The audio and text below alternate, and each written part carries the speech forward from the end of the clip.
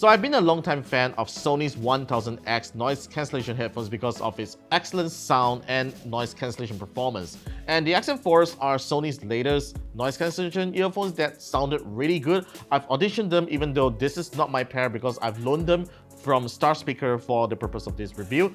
And what I'm going to talk about today is this one, because we may have found a good alternative to the 1000X Mark IVs, and this is the Phiaton Legacy 900.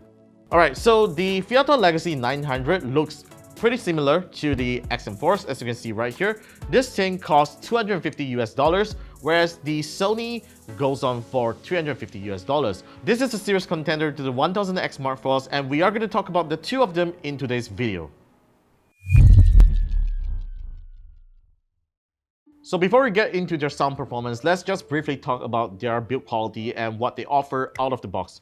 Alright, so starting with the Phiaton Legacy 900. So this is the hard shell case that it offers. It looks pretty much like a mini guitar case, unlike Sony's eggshell case that we've been seeing since the first generation 1000X.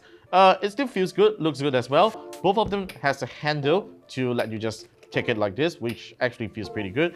And I like Sony's touch on the zipper here because it has this gold color accent that makes it feel a little premium. But Phiaton's design is really not bad as well, even though it's a black zipper. So opening up the back is pretty simple, just like this. It's a more artistic shape, as you can see here. And Sony's one, you basically get another compartment right here to probably just slot in your MP3 player or your wires if you want to, but Phiaton doesn't have one. So if we open up the case, this is how the compartment of the XM4s look like. This is where you slot in your cables and how you place your earphones right over here.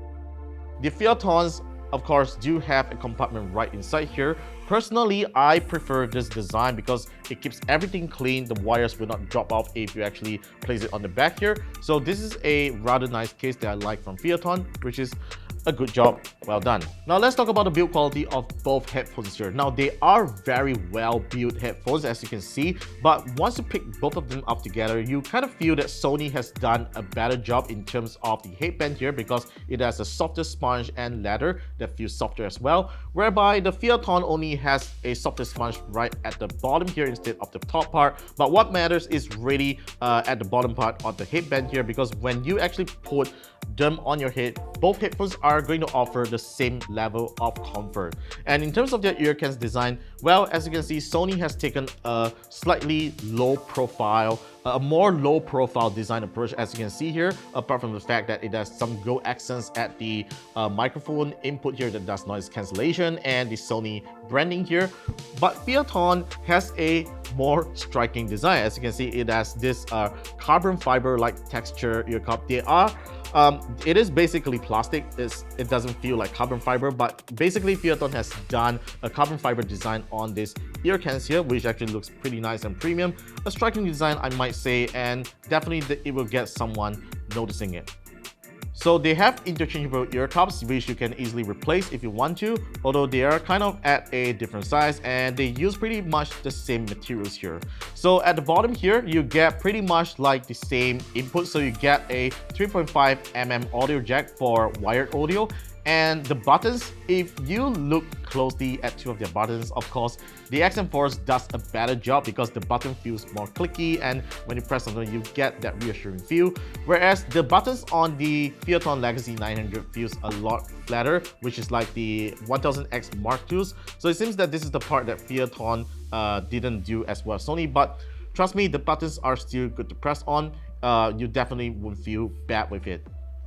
So for $100 less, there is definitely something missing from the Legacy 900 as opposed to the 1000X Mark IVs, and that is software. The 1000X Mark IVs comes with Sony's headphone software, which is downloadable on iOS or Android, and you can pretty much control everything inside, such as equalizer, how you want the adaptive noise cancellation, or even ambient noise to work.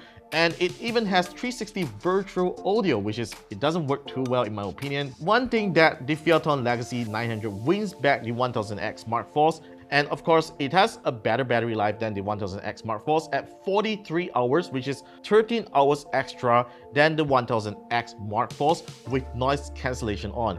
This is actually pretty amazing I've ever experienced, and I rarely even need to charge it with my 2 hour per day listening. It's a really good pair of earphones that last really long per charge. And in terms of their streaming codec, the 1000X Mark IVs uses Sony's LDAC codec, which is supposed to transfer a maximum bit rate of 990 kilobits per second, whereby the Phiaton Legacy 900 uses the Qualcomm aptX HD codec, which is half of that bit rate, but to be honest, the transmission on both earphones are actually great. I do not face a drop connection when I was moving around the room, and they stream pretty well. Now, here comes the most important part, and probably that you are really interested in: noise cancellation and ambient sound performance. To be honest, this is where the Phiaton Legacy 900 managed to kind of perform on par with the 1000X Mark IVs, or sometimes even better.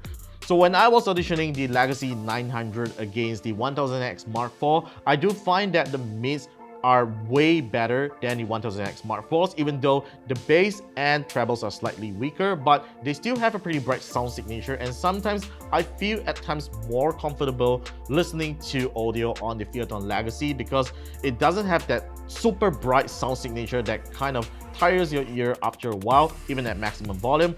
And of course, the maximum volume on this thing is slightly just lower than the 1000X Mark IVs, but they are definitely acceptable.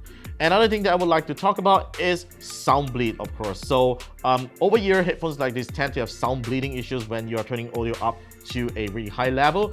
The 1000X Mark IVs has a significant sound bleed when you turn your volume up to the max, but the Legacy 900 managed to keep that at a minimal level where someone sitting next to you really wouldn't hear on what you're listening, and that is really a good thing. Next, we are going to do a noise cancellation and microphone performance test to let you guys hear the difference between these two headphones.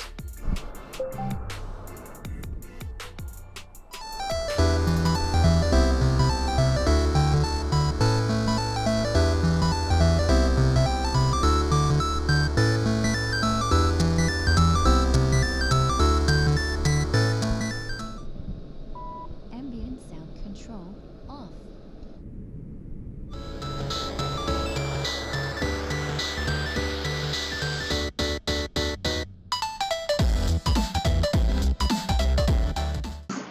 And now, the microphone test of the 1000X Mark IV. So for those of you who really cares about wearing these headphones and making phone calls, this is how the microphones of the 1000X Mark IV sound like. I hope it sounds good on your end, because I have no idea how it sounds like because we are in a really noisy environment here. And next, we are going to put on the Legacy 900 and find out how it sounds as opposed to the 1000X Mark IVs.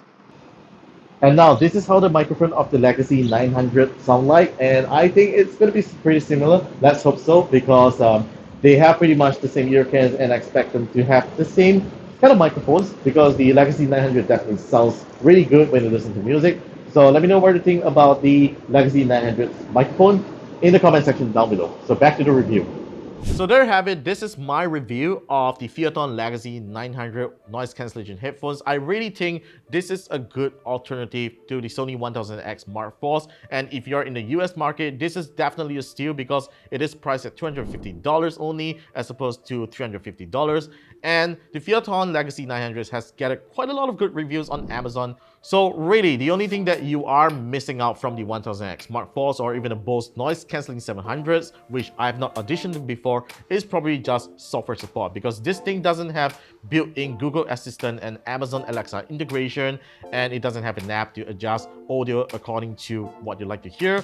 But I can tell you that you will definitely not be disappointed with its sound performance, and sometimes I would say it is better than the 1000X Mark IVs.